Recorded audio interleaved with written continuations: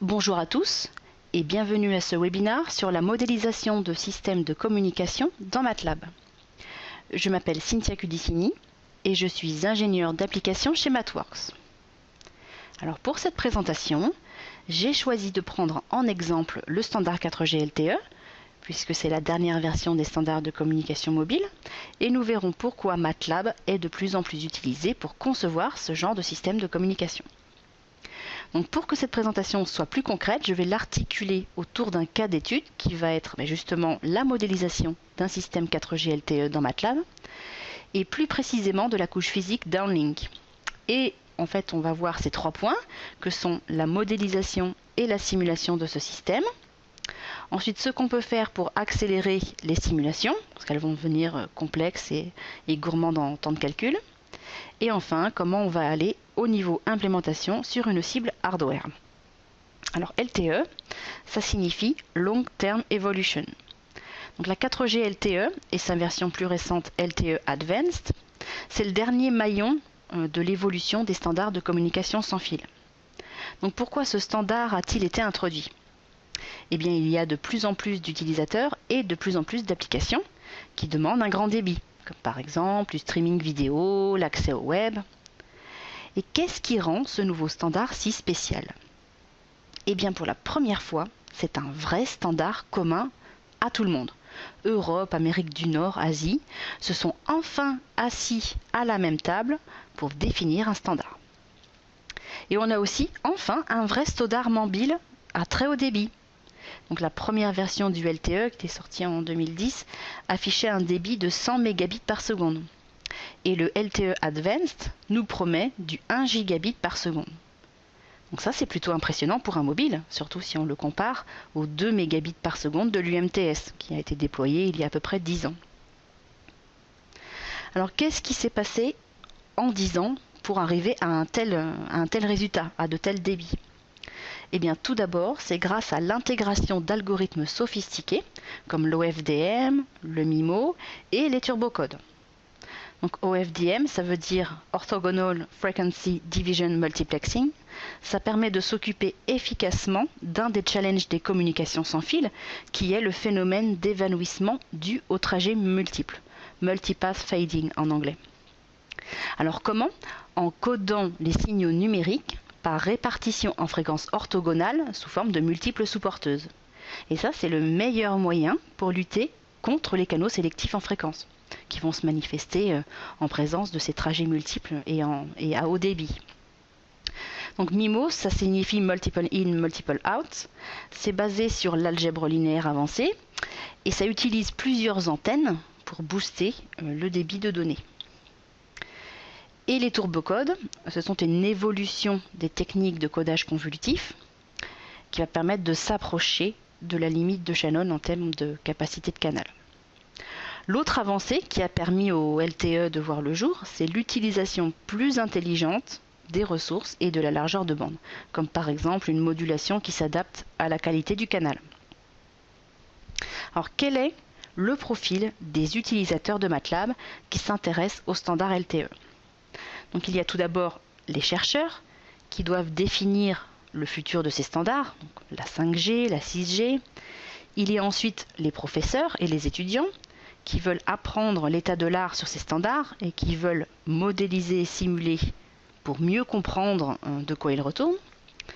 Et enfin, il y a les ingénieurs qui doivent concevoir et implémenter ces systèmes de communication sans fil et qui veulent pouvoir manipuler facilement les différentes briques mathématiques du standard et bien comprendre ce qui s'y passe sans avoir forcément à redévelopper tous ces algorithmes. Donc MATLAB permet à toutes ces personnes d'avoir un langage commun pour décrire ce genre de design.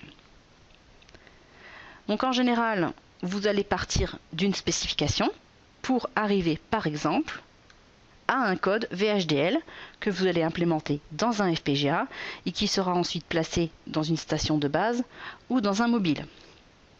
Donc ce que vous cherchez certainement, c'est de simplifier la traduction de cette spécification et d'obtenir un modèle exécutable qui va vous guider pour l'implémentation. Vous voulez aussi pouvoir ajouter vos propres algorithmes, là où le standard le permet, afin de pouvoir vous différencier de la concurrence. Ensuite, vous voudrez simuler dynamiquement le système pour en évaluer les performances. Et traditionnellement, il y a beaucoup de simulations à faire sur de grands jeux de données, donc on va devoir certainement accélérer ces simulations. Et enfin, vous voulez mieux couvrir les manques entre la version de référence et la version qui sera implémentée. Donc vous voulez que ces deux versions soient le plus proches possible afin d'éviter les surprises au moment de l'intégration. Alors, qu'est-ce qu'on a à disposition dans MATLAB pour adresser ces challenges? Eh bien, MATLAB et sa librairie additionnelle Communication System Toolbox contiennent tout ce qu'il vous faut pour le design de ces algorithmes, pour les systèmes LTE, en termes d'opérateurs mathématiques et de fonctions avancées. MATLAB et Simulink sont des environnements qui vous permettent de réaliser des simulations dynamiques à grande échelle. Et ces algorithmes devenant complexes, les tests à passer étant nombreux, vous avez à disposition de nombreuses options pour accélérer ces simulations. Enfin, on peut descendre vers le niveau implémentation avec par exemple des outils pour passer à une arithmétique virgule fixe ou encore des codeurs pour générer du code C ou du VHDL et faire de la vérification directement sur la cible hardware. Donc on va voir tout ça ensemble autour du cas d'étude. Donc ce qu'on va faire ensemble, c'est réaliser la couche physique downlink du LTE. Donc downlink, ça veut dire le lien qui va de la station de base vers le mobile. Et on va le faire pas à pas et on va voir comment ça vous permet de l'étudier et de le réaliser. Donc on va voir d'abord quels outils vous avez à disposition pour modéliser et simuler cette chaîne. Donc voilà le schéma du LTE, donc qui provient de la spécification du standard, publiée en décembre 2010. Dans ce diagramme, il y a deux composants. Donc sur la gauche, il y a ce qu'ils appellent le canal de transport. Donc les données de plusieurs utilisateurs sont encodées sous forme de code words. Et la partie basse, elle correspond au canal physique. Donc c'est la partie où les données encodées sont traitées et transmises vers la station mobile. Et si vous vous rappelez des 4 technologies dont je vous ai parlé, eh bien elles sont représentées ici. Donc le bloc sur la gauche, Channel Coding, en fait, c'est l'utilisation des turbocodes. Donc la partie en bas, Layer Mapping et Precoding, ça va correspondre au MIMO. Et ensuite, mapping des ressources et la génération du signal OFDM, ça, pas de surprise, ça représente l'OFDM. Et les autres blocs, Rate Matching, Modulation Mapper, Resource Element Mapper, donc ça représente cette fameuse adaptation à la qualité du canal. Donc, vous avez vu dans le slide précédent la représentation du standard telle qu'on la trouve dans le document de spécification. Donc voici maintenant sa représentation dans MATLAB. Donc la partie gauche va, elle, être implémentée sous forme d'une fonction MATLAB qui va nous servir, dans lequel on va utiliser les turbocodes. Ensuite, on va écrire une seconde fonction pour la partie MIMO et encore une autre pour la partie OFDM. Et en fait, j'ai mis toutes ces fonctions MATLAB dans un modèle Simulink niveau système qui va en fait utiliser tous ces algorithmes MATLAB qu'on aura développés. Et l'intérêt, ça va être de Simulink, ça va être de pouvoir étudier dynamiquement l'évolution de certains paramètres du système. Donc Simulink ici, ça va être un genre de test bench. Donc on va aller ouvrir le modèle Simulink et on va voir ces différentes parties. Donc le modèle correspondant dans MATLAB Simulink, c'est celui-ci. Donc tous les algorithmes principaux sont en MATLAB. Simulink sert juste à les assembler plus simplement. Et finalement, pourquoi Simulink? Quand on regarde la spécification du standard LTE, en fait, ce qu'il nous donne, c'est déjà une représentation sous forme de schéma bloc. Donc, naturellement, on a envie de représenter ça de la même manière. Et donc, l'outil qui va nous permettre de faire ça de façon similaire, c'est Simulink. Donc, ça ne veut pas dire qu'on ne peut pas le faire dans MATLAB. Il existe, tous les blocs du standard LTE sont à la fois disponibles dans MATLAB et dans Simulink. Là, j'ai choisi Simulink avec un mix de MATLAB pour vous montrer que les deux méthodes sont accessibles. Donc qu'est-ce qu'on trouve dans ce modèle? Donc il y a des parties en bleu qui sont plus de l'ordre du test bench, donc maîtriser la simulation, étudier les performances du système, comme par exemple ici ces blocs pour la visualisation du taux d'erreur binaire, la modélisation du canal, des scopes qui vont nous permettre à visualiser des constellations à des endroits donnés, et ici la génération du message d'entrée. Donc c'est juste un générateur de bits aléatoires qui suit une loi de Bernoulli. Donc ensuite ce message va être transmis. Donc on a un bloc ici de turbo-encodeur, donc turbo-encodage. Donc là c'est du MATLAB. Ça fait appel à des systèmes objects comme point quelque chose. En fait c'est un système object. Donc ça vient de la Communication System Toolbox, puisqu'on a déjà les algorithmes existants qui sont disponibles. Vous n'avez pas besoin de redéfinir par exemple le turbo-encodeur vous-même. Ça existe déjà. Donc, le code est relativement simple.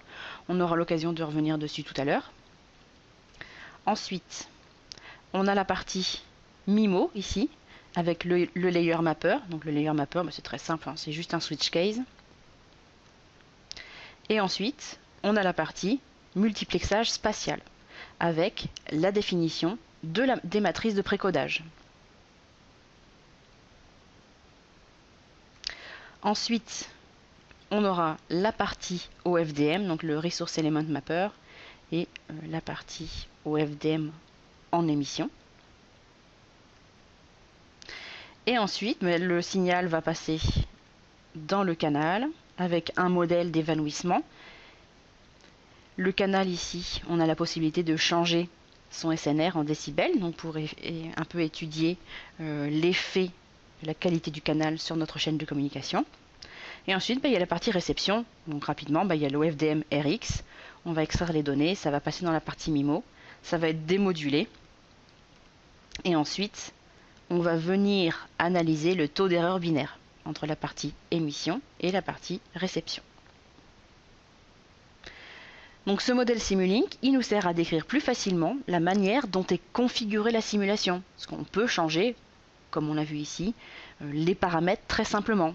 On aurait même pu les faire évoluer durant la simulation pour voir un peu comment ça va influencer mon système. Et on a un retour direct de la qualité du système via les scopes que j'ai insérés pour visualiser des signaux à des endroits donnés. Et Simulink aussi, mais il y a une notion de temps dans Simulink. Donc c'est des simulations temporelles. Et ça, ce n'est pas disponible dans MATLAB. Donc si on veut faire des simulations, une notion de temps, une notion d'échantillon, de symbole, de trame dans MATLAB, mais il va falloir le faire à l'aide de boucles for, donc manuellement, avec des index. Donc ça peut s'avérer un petit peu lourd. C'est pour ça que Simulink est très bien adapté à ce genre de simulation. Donc je vais lancer mon modèle. Donc il va y avoir ici 2 scopes où en fait je vais visualiser des constellations avant et après le récepteur MIMO. Donc ce qu'on peut voir ici, c'est que l'entrée bruitée devient la structure QAM16 que le standard recherche. On les devine ici. On peut regarder ici ce qui s'est passé au niveau du taux d'erreur binaire. Donc, sur ces blocs, vous avez donc, le BER, donc il est de 0. Je n'ai pas commis d'erreur. C'est la deuxième information. Le nombre d'erreurs commises, il est de 0 aussi. Et la troisième information, c'est le nombre de symboles, donc de bits analysés. Et ici, c'est le nombre de blocs analysés. On reviendra tout à l'heure sur cette notion de bloc. Donc après, on pourrait très bien changer, par exemple, la qualité du canal, voir comment ça a influé sur mon système et sur ses performances. Donc maintenant que vous avez vu une image générale de la description du standard dans MATLAB et Simulink, on va décrire plus en détail chaque composant. Donc je reviens à mes slides. Donc on va commencer par le turbo coding. Donc pour rappel, ça correspond à la technologie de correction d'erreurs et de codage du LTE. Donc il se distingue des standards précédents 2G et 3G parce que ses performances en termes de capacité du canal s'approchent de la limite de Shannon. Donc on est quasiment au maximum de la capacité du canal. Donc le turbocoding, c'est basé sur 2 encodages convolutifs en parallèle Et le décodage est itératif. Donc ça veut dire qu'à la première itération, vous obtenez une certaine performance. Puis à la seconde itération, la performance est améliorée. Et à la troisième itération, ça va encore mieux. Donc le turbo-décodage s'appuie sur ces itérations pour améliorer ses performances. Donc fatalement, ça va être l'algorithme le plus lourd, enfin, en tout cas un des plus lourds. Celui qui va demander le plus de calculs dans notre système. Mais c'est ce qui va rendre la 4G terriblement efficace. Donc on va voir comment on met en œuvre ce turbo coding dans MATLAB.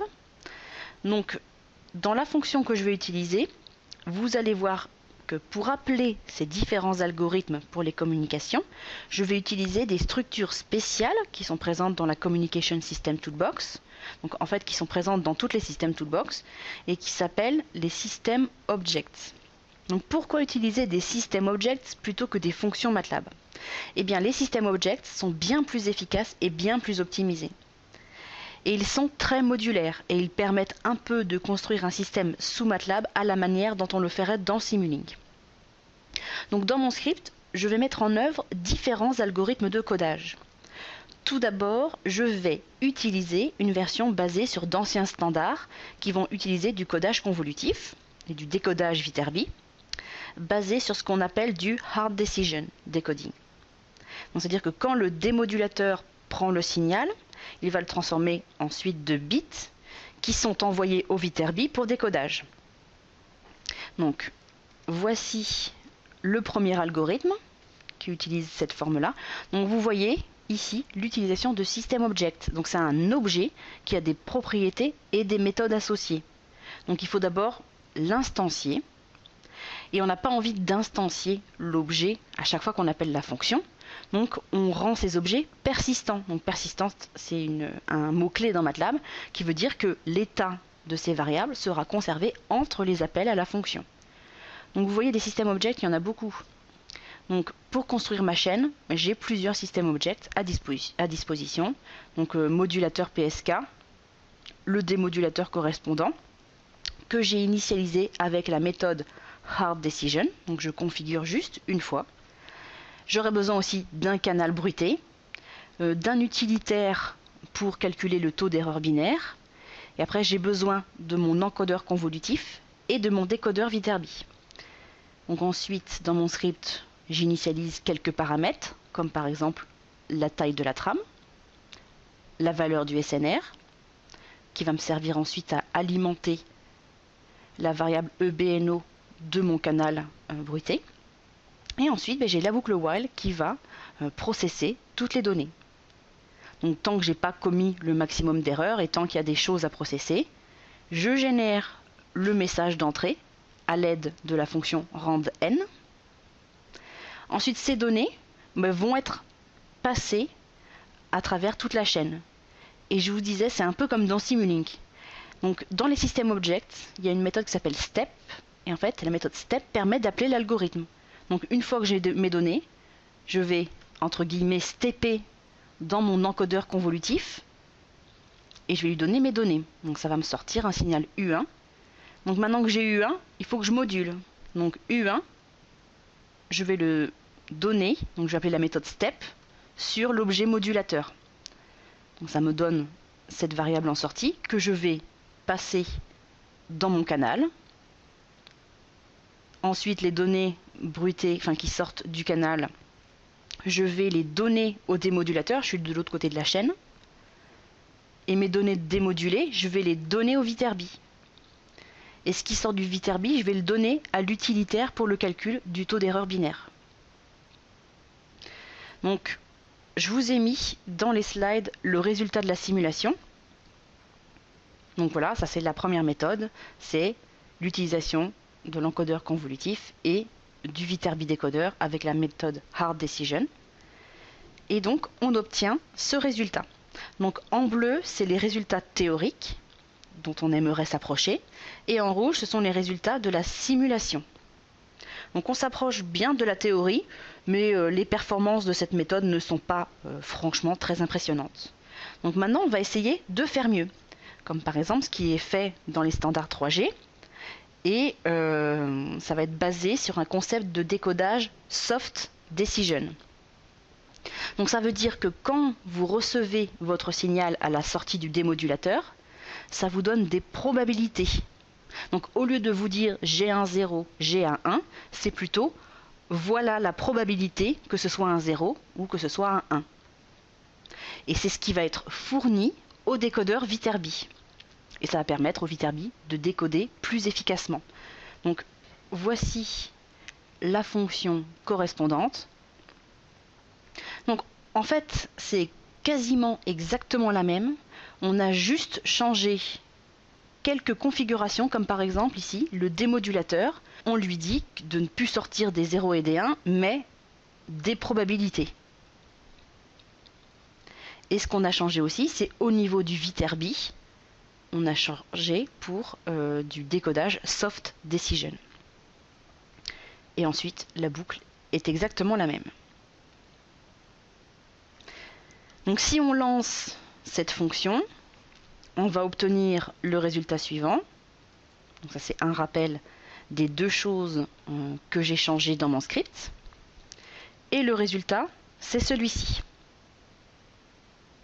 Donc on voit sur le graphe en marron la courbe théorique en Soft Decision et en rose la simulation. Donc on voit qu'on est très proche de la théorie et on a des performances qui commencent à être plus intéressantes. Maintenant, on va le faire avec le turbocoding.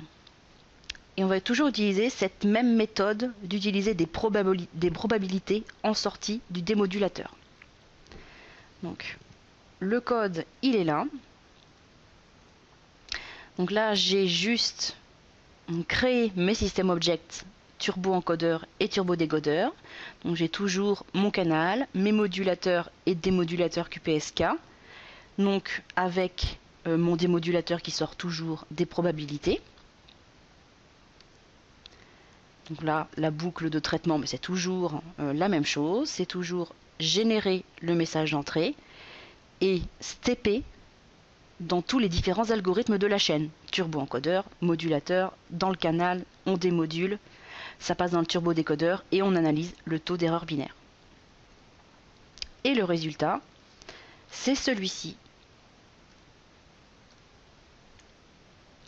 Donc sur le même graphe, vous voyez cette fois-ci le résultat en bleu, avec le même canal et le même schéma de modulation qu'avant. C'est exactement la même simulation qui s'est juste fait avec des algorithmes configurés différemment. Donc on voit que l'utilisation des turbocodes permet très clairement d'augmenter les performances du système. Par exemple, si on regarde sur la courbe, pour un SNR d'1 dB, ça veut dire quand l'énergie du bruit est à 70% de l'énergie du signal, j'ai un taux d'erreur binaire de 6 exposant moins 4. Donc sur 10 000 bits, seulement 6 bits sont faux. Et ça explique le choix du turbocoding pour le LTE. Et vous voyez que vous n'avez pas besoin de redéfinir cet algorithme vous-même. Il est déjà disponible sous forme de système objects ou sous forme de block Simulink dans la Communication System Toolbox.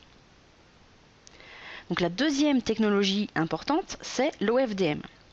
C'est une technologie qui suit un schéma de modulation multiporteuse.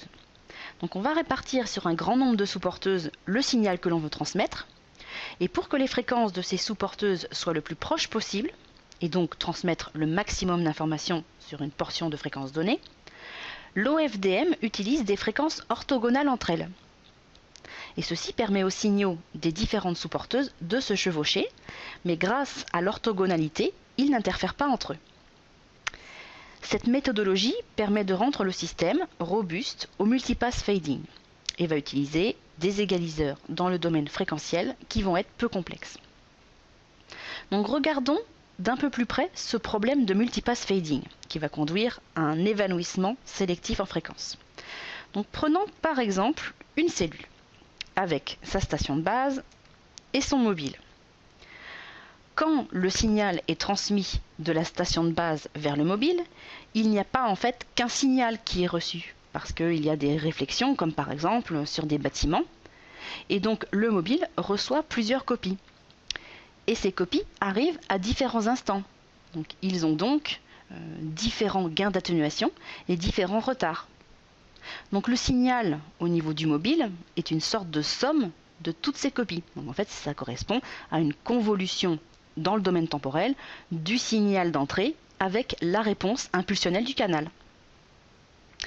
Et une convolution dans le domaine temporel, c'est une multiplication dans le domaine fréquentiel. Donc, vous obtenez un évanouissement qui est sélectif en fréquence. Maintenant, je vais échantillonner dans le domaine fréquentiel pour avoir mes sous-porteuses. Et à chacune de ces fréquences, je vais trouver le gain du canal et je vais multiplier par l'inverse. C'est ce qu'on appelle l'égalisation dans le domaine fréquentiel. Donc la seule chose dont on a besoin, c'est donc d'avoir pour chacune de ces fréquences, ces sous-porteuses, un estimé de la réponse du canal. Donc on a besoin de ce qu'on appelle un pilote. C'est juste une référence qu'on envoie pour récupérer la réponse du canal. Alors comment le LTE implémente l'OFDM? Donc vous vous souvenez, il faut d'abord échantillonner en fréquence pour avoir les sous-porteuses. Et là, on va échantillonner tous les 15 kHz. Et en fonction de la largeur de la bande, on aura un maximum de 2048 points. Et dans le domaine temporel, le LTE divise le temps sous forme de sous-trames d'1 milliseconde qui contiennent 2 slots d'une demi-milliseconde. Et on représente les symboles modulés comme ça, sous forme d'éléments, ressources, à un instant donné et à une fréquence donnée. Et un bloc de 7 x 12 de ces éléments est appelé un bloc ressource. Et en fait, toutes les parties adaptatives du LTE vont se passer au niveau de ces blocs pour plus d'efficacité. Et la totalité de ces blocs est appelée la grille des ressources. Et on avait donc besoin de pilotes. Donc, à intervalles réguliers, le LTE prévoit ces pilotes. Donc on va les transmettre, ils vont être reçus, et au niveau du récepteur, on va utiliser une interpolation en temps et en fréquence pour avoir l'estimé du canal. Alors maintenant, comment ça marche dans MATLAB? Donc on va aller voir ça. Donc tout d'abord, on a le ressource mapper, donc qui va venir mapper les différentes ressources. Et à intervalles réguliers, on va placer le CSR. Donc c'est le pilote. CSR, ça veut dire Cell Specific Reference. Et comment on va les placer? Simplement à l'aide de la fonction modulo. Ensuite, on a la partie émettrice de l'OFDM. Donc, suivant la bande passante du canal, on va fixer la taille de la FFT. Et ensuite, donc on a tous nos éléments dans la grille. Et on va en prendre la FFT inverse pour construire le signal OFDM. Donc ensuite, de l'autre côté, la partie RX, donc c'est toujours pareil, suivant la largeur de la bande, on va prendre la FFT cette fois-ci, pour réobtenir le signal original. Et on va venir extraire le CSR, le pilote, pour venir estimer le canal. Et donc je vous parlais d'interpolation dans le domaine fréquentiel et dans le domaine temporel. En fait, on va la trouver ici, et on va la réaliser à l'aide de la fonction min. Donc ce qui est important à retenir, c'est ça. Pour faire de l'OFDM, on a d'abord un switch case qui va dépendre de la bande passante pour fixer la taille de la FFT. On va insérer le pilote à l'aide de la fonction modulo au niveau de l'émetteur. Ensuite, on prend la FFT inverse, ça crée le signal OFDM. Donc ensuite, on a la partie réception. Cette fois-ci, on prend la FFT. Et on va venir extraire les pilotes et estimer le canal par interpolation en temps et en fréquence à l'aide de la fonction min. Donc vous voyez donc que dans MATLAB, il y a déjà toutes les fonctions qui vont vous faciliter l'implémentation de l'OFDM. Maintenant, parlons du MIMO. Donc ici, le canal en bleu, c'est votre système, avec à gauche l'émetteur, la station de base, et à droite le récepteur, le mobile. Au niveau de l'émetteur, vous avez plusieurs antennes, de même qu'au niveau du récepteur. Et le but du jeu, c'est d'utiliser ces antennes pour transmettre une variété de signaux. Et au niveau du récepteur, chaque antenne reçoit plusieurs copies des signaux envoyés. Donc on va pouvoir traduire ça sous la forme d'une matrice qui va s'inscrire en fait dans un système d'équations linéaires qu'il va falloir résoudre pour retrouver les données du signal original. Donc l'avantage du MIMO, c'est qu'il va vous donner un haut débit de données, mais par contre c'est un système qui demande des calculs complexes. beaucoup de mathématiques. Alors où est-ce que le MIMO est utilisé? Eh bien par exemple, on peut le trouver dans les standards I3E 802.11n ou 16e pour le Wi-Fi ou le WiMAX. Le standard 3G a lui aussi un mode Transmit Diversity dans la release 6. Et bien sûr, on le trouve dans la 4G LTE. Donc il y a deux types de MIMO. Le premier, c'est le multiplexage spatial, qui maximise le débit. Et le second, c'est le codage STBC, Space-Time Block Coding, qui lui n'affecte pas le débit, mais améliore la qualité du lien. Donc le multiplexage spatial, c'est celui qui est utilisé dans la LTE. Il divise le flux de données sur des sous-flux indépendants qui seront transmis de façon indépendante par les différentes antennes. Et le tout, c'est de résoudre cette équation linéaire au niveau de la réception. Dans le LTE, on parle de MIMO au FDM, parce que ces deux technologies sont intimement liées. Alors comment ça marche? Eh bien à chaque instant Tn, et pour chaque sous-porteuse de fréquence WK, il faut résoudre le système d'équation linéaire du MIMO. Maintenant, la question c'est, est-ce que le système aura toujours une solution? Eh bien seulement si la matrice H est inversible. Et qu'est-ce qui va se passer si cette matrice H n'est pas inversible? C'est-à-dire par exemple, on a deux lignes de la matrice qui sont linéairement dépendantes, par exemple quand le profil de gain au niveau de deux antennes réceptrices sont identiques. Ça peut arriver fréquemment au niveau du mobile parce que les antennes sont très très proches. Et bien donc dans ce cas-là, donc dans notre cas ici, la matrice, elle est bien de dimension 4, mais le rang, il est de 3, parce qu'il y a une des valeurs propres qui est de 0. Donc H est singulière et n'est pas inversible. Donc toutes les recherches sur le MIMO se sont concentrées sur comment garantir que quand vous utilisez un système MIMO au FDM, la matrice H soit toujours inversible. Et la réponse à ce problème, c'est la décomposition en valeurs singulières. Et c'est là que MATLAB va vous être très utile. Donc pour que ceci soit possible, il va falloir précoder l'entrée X avec ses matrices V pour réduire la probabilité de singularité. Et s'il y a quand même des singularités, on va notifier l'émetteur d'utiliser moins d'antennes émettrices pour la prochaine trame, suivant le rang de la matrice. Donc c'est exactement ce que fait le LTE avec ce système en boucle fermée. Quand on transmet de la station de base en haut vers le mobile, en bas, on commence par estimer le rang de la matrice H. Et si le rang est inférieur à la dimension, on informe la station de base d'utiliser moins d'antennes pour la trame suivante. Donc ça, c'est le signal en rouge. Le mobile estime également la matrice de précodage et l'indique à la station de base pour que la probabilité d'avoir une matrice non inversible soit réduite. Donc comment ça se passe dans MATLAB? Eh bien, ici on est au niveau de l'émetteur, donc on va commencer par détecter la variable V qui correspond au rang de la matrice H, donc ça c'est l'information envoyée par le récepteur. Donc c'est aussi appelé nombre de couches, et donc ça c'est le nombre d'antennes qu'il va falloir utiliser pour garantir que la matrice H soit inversible. Donc en fait, qu'est-ce qui va se passer ensuite, ici? Donc on est ici à la prochaine trame qui suit la notification par le récepteur du nombre d'antennes à utiliser. Donc ce qu'on va faire, c'est que suivant cette variable V, on va remplir les antennes émettrices en fonction de la valeur du rang disponible.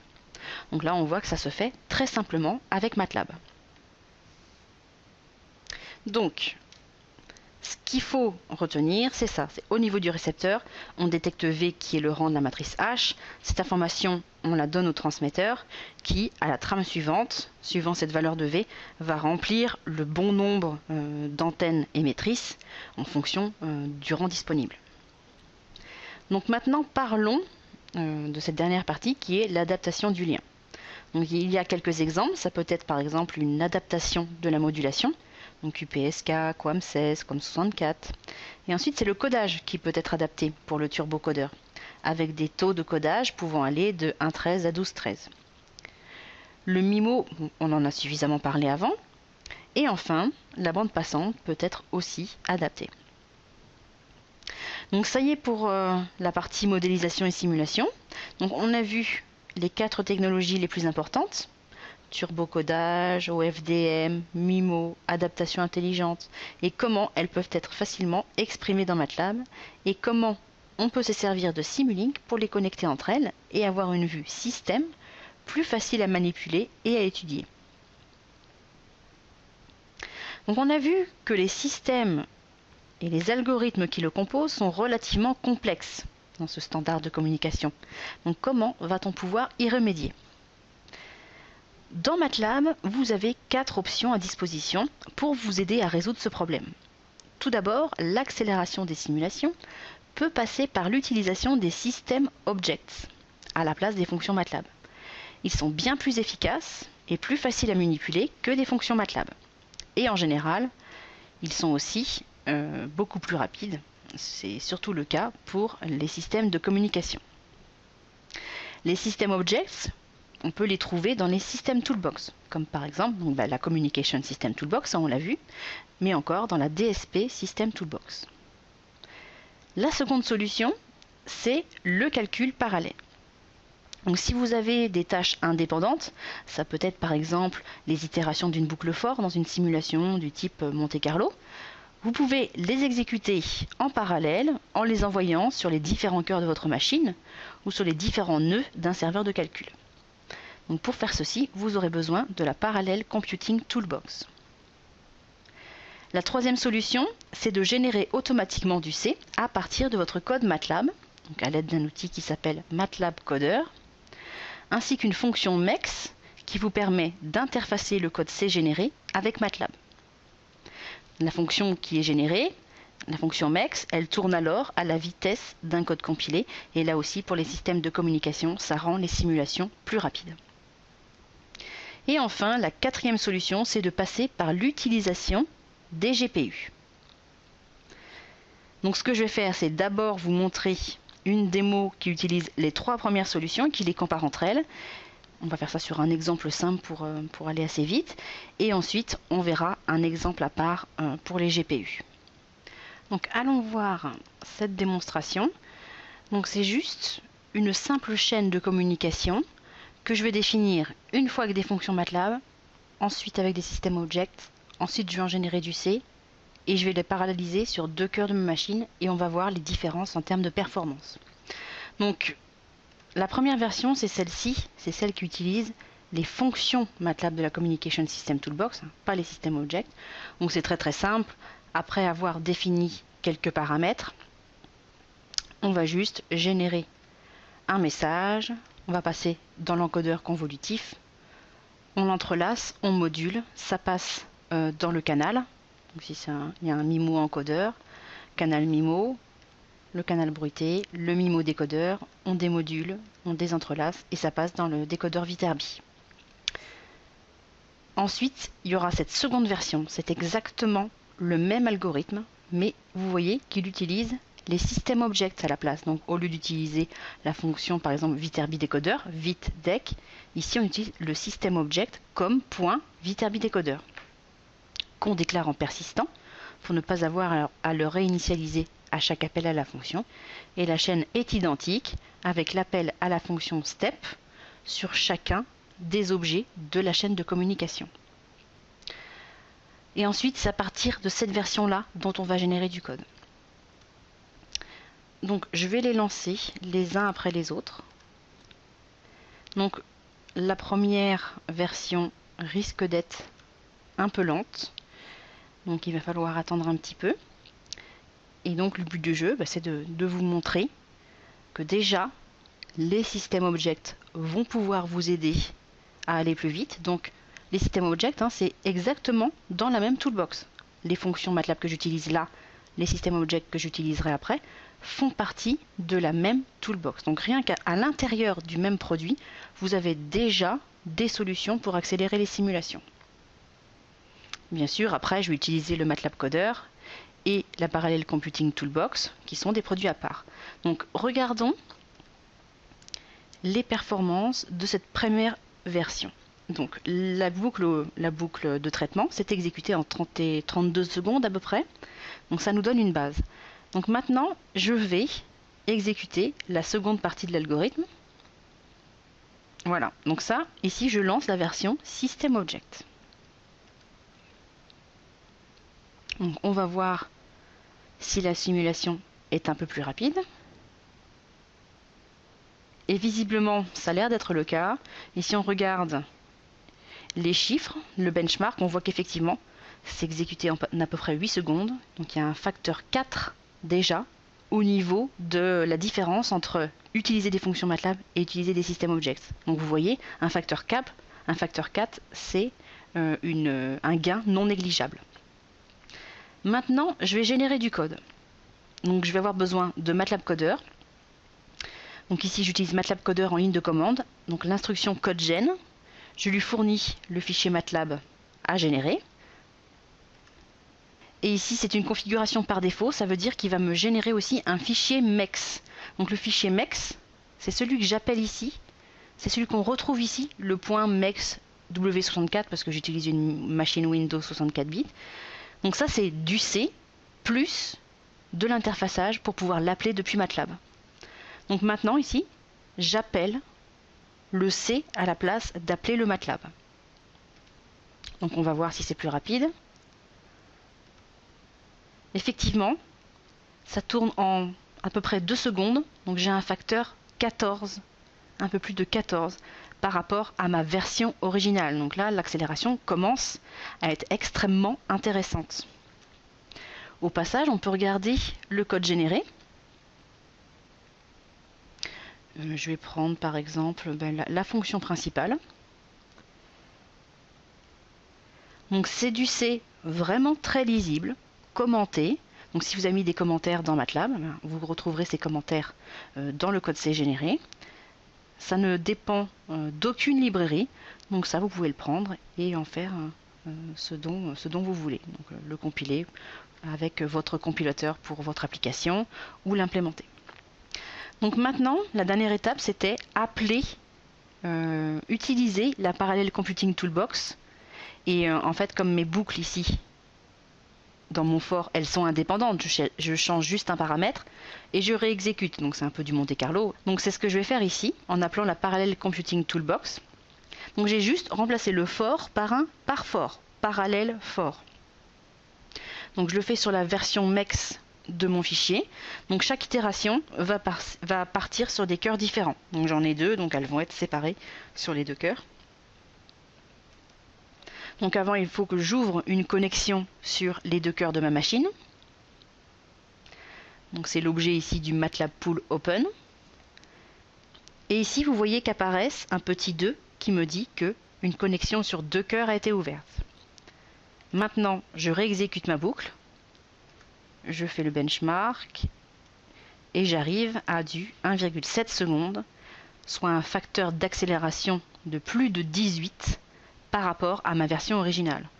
Donc ici, vous avez un peu le panel de toutes les méthodes que vous pouvez utiliser pour accélérer vos simulations. Donc, fonction MATLAB, on voit pas très intéressant puisque très lent. Les systèmes objects, déjà un facteur 4, donc c'est pas toujours le même, ça dépend un peu de l'application, mais pour ce cas-là, un facteur d'accélération de 4. La génération de code C, un facteur d'accélération de 14. Et ajouter à ça le calcul parallèle, j'ai ici un facteur d'accélération de 18. Donc on voit qu'on a vraiment une variété d'options pour accélérer notre simulation. Donc maintenant, en fait, ce que je vais faire, c'est utiliser une démonstration pour vous montrer ce qu'on peut faire pour accélérer les simulations à l'aide d'une carte GPU. Dans la Communication System Toolbox, nous avons vu les systèmes objects. Eh bien, il en existe des versions spécifiques pour adresser les GPU. Il commence par com.gpu. Donc il en existe plusieurs qui correspondent à des algorithmes en général assez gourmands en temps de calcul. Pour les utiliser, il vous faudra aussi la Parallel Computing Toolbox. Donc c'est plutôt simple à manipuler, ça se manipule comme n'importe quel système object, il faudra juste rajouter le point GPU pour utiliser la version qui déportera le calcul de ces algorithmes sur le GPU. Donc vous allez voir comment ça peut réduire significativement le temps de nos simulations de ces algorithmes. Donc on va reprendre notre turbodécodeur en exemple, donc c'est celui que j'avais utilisé pour introduire cet algorithme. Donc, vous vous souvenez, c'est un algorithme qui nécessite de nombreuses itérations et qui est donc complexe à simuler au niveau du temps de calcul. Donc ça en fait un très bon candidat pour le GPU. Donc, le taux d'erreur binaire dans une chaîne de communication, il va être fonction du nombre d'itérations qu'on va faire dans le turbodécodeur. Plus on itère, meilleur est le BER. Donc, c'est ce qui est fait en fait dans cet exemple. Donc, on va changer le nombre d'itérations et on va étudier le BER. Et on va le faire avec les deux versions du turbodécodeur, la version System Object Standard et la version System Object GPU, donc version CPU, version GPU.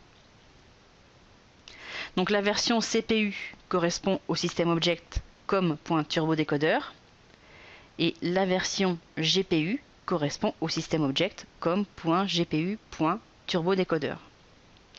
Et ensuite, on va chercher à obtenir ce nombre de courbes qui va montrer que plus on itère, meilleure est la performance. Donc vous voyez, la courbe rouge, c'est pour une itération, et tout en bas, la courbe noire, c'est pour 18 itérations.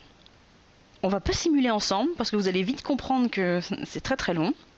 Donc j'ai utilisé une fois le System Object CPU, et une autre fois, même simulation, mais avec le System Object GPU. Et voici ce que j'obtiens. Donc on obtient strictement les mêmes résultats numériques. Mais là, ici, c'est les temps de simulation qui nous intéressent. Donc la version CPU de mon script s'est exécutée en 8 heures. Vous comprendrez rapidement pourquoi je ne l'ai pas fait en direct. Alors que la version GPU s'est exécutée en 40 minutes. Donc on est allé 12 fois plus vite. Et je suis allé encore plus loin en parallélisant mon code, puisque finalement les itérations de mon boucle sont indépendantes entre elles. Et je les ai parallélisées sur 4 GPU. C'était 4 machines différentes qui ont été mises en serveur. Donc j'ai utilisé aussi un pare-fort avec la Parallel Computing Toolbox. Et donc là, ma simulation s'est réduite à 11 minutes. Donc ça fait un facteur d'accélération de 43. Donc là, ça commence vraiment à être très intéressant. Donc toutes ces méthodes d'accélération, GPU, calcul parallèle, je vous rappelle, c'est accessible avec la Parallel Computing Toolbox. Dernière partie, voyons comment on peut aller vers l'implémentation. Donc si vous avez choisi MATLAB ou Simulink pour développer vos algorithmes et pour la modélisation mathématique, vous allez certainement commencer par élaborer votre design pour l'implémentation, en incluant des contraintes liées au hardware, comme par exemple le passage de vos données en arithmétique virgule 6. Donc pour ce faire, vous avez à disposition la Fixed Point Toolbox. Ensuite, vous avez deux voies. La première, c'est la génération automatique de code C, qu'on a un peu vu précédemment avec MATLAB Coder. Ensuite, vous prendrez le C généré et vous irez le compiler pour l'implémenter, par exemple, sur un DSP. L'autre voie, c'est la génération automatique de code HDL. Donc quand je parle de HDL, je veux dire VHDL ou Verilog. Ce qui vous permet d'implémenter votre design sur un FPGA ou un ASIC. Alors comment ça marche pour le C? Si vous voulez éviter de recoder à la main vos algorithmes en C et de passer du temps à chercher les bugs que vous auriez éventuellement pu introduire, vous pouvez générer automatiquement du C ou du C++. Et vous allez commencer par générer une fonction MEX, ce qui va vous permettre de vérifier que le C généré se comporte toujours comme le code MATLAB de référence, ou alors vous vous servez du MEX pour accélérer vos simulations. C'est ce qu'on avait fait précédemment. Vous serez prêt ensuite à générer le C final, donc qui est purement générique, qui ne dépend d'aucune librairie, et vous pouvez en profiter pour lui demander donc, à MATLAB Coder de vous fournir un exécutable, une librairie statique ou une DLL. Ensuite, vous pouvez itérer sur le design sans avoir à itérer sur l'implémentation. Donc ceci vous permet de ne maintenir qu'une seule version de votre code, c'est la version MATLAB. Vous concevez plus rapidement, puisque le C est obtenu sur un simple clic. Vous avez alors plus de temps pour couvrir plus de cas de tests et tester plus systématiquement le C généré. Et enfin, vous pouvez vous concentrer sur votre algorithmie et sur ce qui va vous permettre de vous différencier de la concurrence, plutôt que d'écrire du code C à la main. Donc si vous souhaitez avoir plus d'informations sur ce sujet, je vous renvoie au webinaire qui a été enregistré le 11 janvier dernier, qui est disponible sur notre site. Alors concernant la partie HDL, le flow est le suivant. Tout d'abord, on va commencer par faire une version MATLAB ou Simulink de référence, virgule flottante, qui répond aux exigences. On introduit ensuite les contraintes hardware, comme le passage au fixed point, ou par exemple on peut utiliser des architectures qui vont être plus adaptées et plus optimisées pour le hardware. Ensuite, vous allez pouvoir générer le code VHDL ou Verilog à l'aide de HDL Coder. Vous pourrez d'ailleurs intégrer vos propres IP existantes. Enfin, vous vérifierez que le code généré est correct via la co-simulation du code généré avec un simulateur HDL. Et cette co-simulation donc, se fait entre ce simulateur HDL et MATLAB Simulink dans lequel tourne le design de référence. Ou alors, vous pouvez implémenter le système sur une carte FPGA et le connecter, le co-simuler, donc ce code implémenté, avec MATLAB et Simulink. Donc au-delà de la génération de code, c'est surtout le fait que la vérification intervient à chaque étape du design, depuis les spécifications du standard jusqu'à l'implémentation, qui fait que le flow complet est accéléré. Donc on va voir une très rapide démo de ce qu'est la génération de code VHDL. Donc on va prendre ce modèle Simulink qui en fait c'est une chaîne de communication très très simple et qui compare en fait différentes implémentations du décodeur Viterbi. Donc ça en fait c'est un bloc Simulink, donc toujours qui provient de la Communication System Toolbox, parce que dans la Communication System Toolbox, c'est vrai que je ne vous l'ai pas dit, mais il y a des fonctions MATLAB, des systèmes objects, mais également des blocs Simulink. Et ensuite, il y a deux autres implémentations, une version MATLAB virgule fixe et une version qui s'apprête mieux à la génération de code VHDL. Donc je vais générer du code à partir de celle-ci.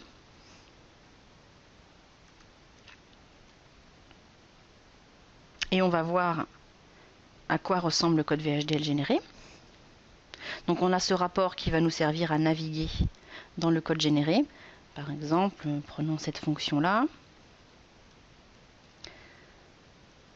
Vous voyez, ça c'est le code VHDL généré. Donc là aussi, c'est un code très clair.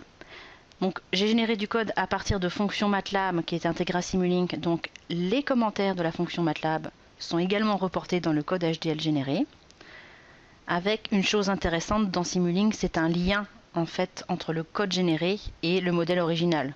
Donc un lien par exemple vers du MATLAB, mais aussi un lien vers les blocs Simulink. Donc là aussi, si vous voulez de plus amples informations, je vous renvoie au webinaire qui a été enregistré sur le sujet. Donc en conclusion, voici les points importants qu'il faut retenir de cette présentation. MATLAB, c'est le langage idéal pour la modélisation et la simulation des standards de communication comme le LTE. Vous trouverez tous les algorithmes nécessaires à la définition d'un système de communication dans la Communication System Toolbox. Vous pouvez accélérer votre code MATLAB à l'aide de plusieurs options, comme le calcul parallèle, les GPU ou la génération de code C. Et enfin, vous pouvez aller vers l'implémentation de votre système grâce à la génération de code C ou HDL et des outils de vérification associés. Je vous remercie d'avoir participé à cette présentation. Il est maintenant temps pour moi de répondre à vos questions via le chat.